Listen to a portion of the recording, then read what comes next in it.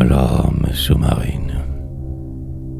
Donc on a l'air de vivre et de mirer la vie, et d'être nos dociles le couchant sans flamme, et nos candides où le matin se clarifie, comme si l'univers cessait au fil de l'âme.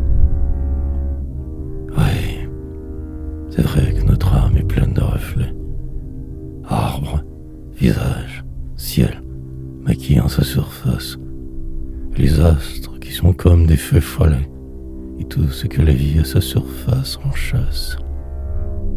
Ouais, c'est vrai que notre âme au monde se fiance. Mais qu'est-ce de mirer la simple vie humaine, quand, en ses profondeurs, s'ouvre un divin domaine. Tout le royaume glauque de l'inconscience, qui l'eût privé sous cette calme nappe d'eau. Voici le gouffre des richesses sous-marines. Un idéal trop beau, tombé comme un fardeau, et des rêves, petites algues argentines. Puis le corail des belles lèvres attendues, et, par-delà des sables d'or, la grotte triste, d'un amour trop rêvé qui nulle part n'existe, et qu'on leurre en aimant quelque pâle statue. Vaste abîme du fond de l'âme, insoupçonné, un rêve qu'on croyait mort et qui continue, des désirs s'ébauchant dans une argile nue, un orgueil qui, dans l'ombre, est un roi détrôné.